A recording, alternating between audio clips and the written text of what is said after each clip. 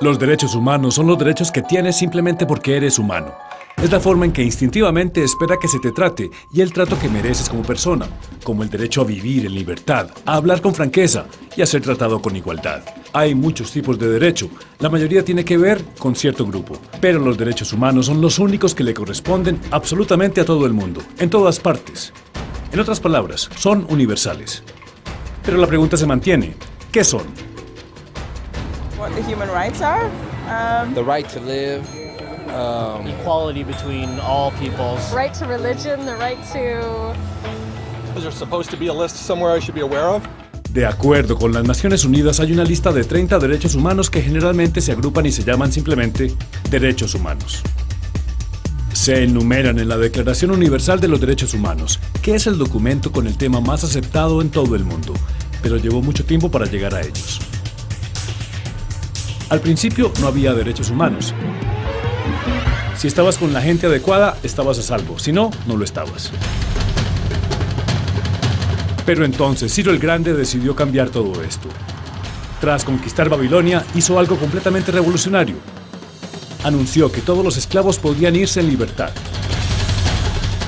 También dijo que la gente era libre de elegir su religión sin importar de qué grupo fuera parte.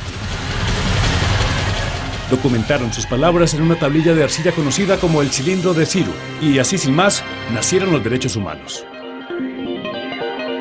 La idea se extendió rápidamente hasta Grecia, India y al final hasta Roma. Se dieron cuenta que la gente seguía de forma natural ciertas leyes, incluso aunque no se les dijera que las siguieran. Llamaron a esto derecho natural, pero siguió siendo pisoteado por quienes se encontraban en el poder. No fue hasta 1000 años más tarde que en Inglaterra, finalmente, hicieron que el rey estuviera de acuerdo en que nadie podía invalidar los derechos de la gente, ni siquiera el rey mismo. Los derechos de la gente fueron finalmente reconocidos y estaban ahora a salvo de los que estaban en el poder, hasta cierto punto. Todavía hacía falta que un grupo de rebeldes británicos declarara su independencia antes de que el rey entendiera de que todos los hombres han sido creados iguales. Es decir, no es que a él le gustara la idea, sino que no pudo pararles. Y así nació Norteamérica. Los franceses siguieron inmediatamente con su propia revolución por sus propios derechos. Su lista era algo más larga.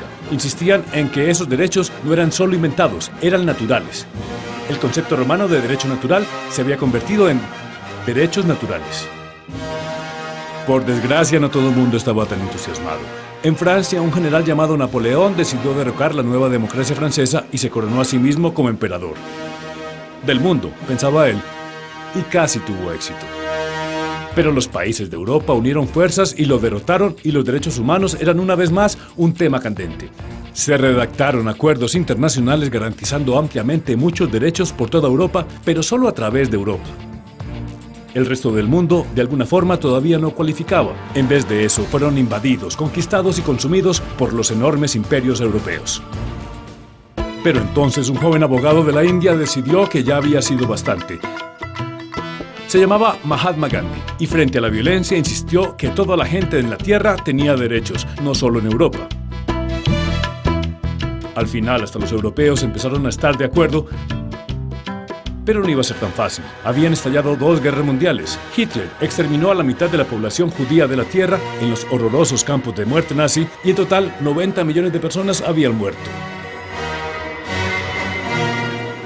Nunca los derechos humanos habían estado tan horriblemente cerca de la extinción y nunca había estado el mundo tan desesperado por un cambio. De forma que los países de la Tierra hicieron causa común y formaron las Naciones Unidas. Su propósito básico era reafirmar la fe en los derechos humanos fundamentales, en la dignidad y el valor de la persona humana. Pero, ¿qué eran los derechos humanos? ¿Eran las proclamaciones de Ciro? ¿El derecho natural de Roma? ¿Las declaraciones de Francia?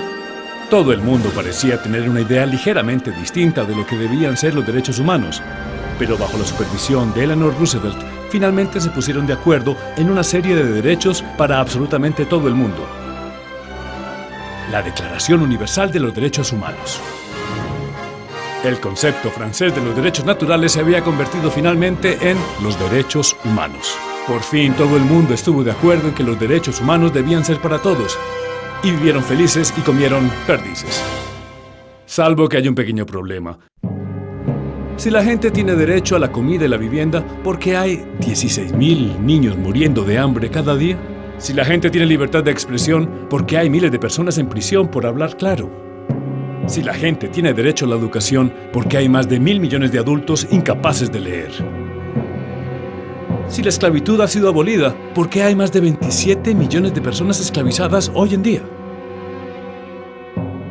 El hecho es que cuando se firmó la Declaración Universal de los Derechos Humanos no tenía la fuerza de la ley.